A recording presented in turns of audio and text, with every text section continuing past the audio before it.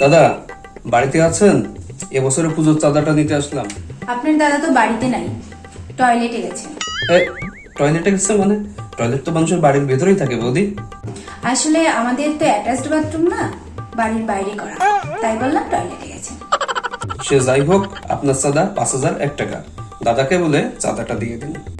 কি 5,000? হ্যাঁ। আমার কাছে তো অত টাকা নেই, এমনি তো আজকে আরেকটা এসি কিনতে যাব। আচ্ছা ঠিক আছে ঠিক আছে, তাইলে আমরা কালকে আসবো। না না, কাল তো বাড়িতে থাকবো না, আমাদের পিকনিক আছে।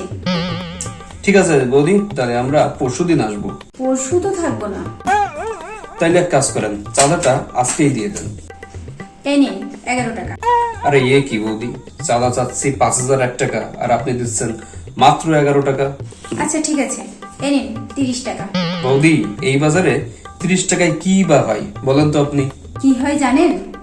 এক প্লেটে 3টা পরোটা, আনলিমিটেড তরকারি, একটা সেদ্ধ ডিম, একটা কাঁচা লঙ্কা। রাজুদা 30 টাকায় কত কিছু দিচ্ছে, আর আপনারা বলছেন 30 টাকায় কিছুই হয় না। এই নেন 30 টাকা, টাকাটা নেন, আর যাওয়ার আগে ভিডিও একটা আওয়াজ দিয়ে যান।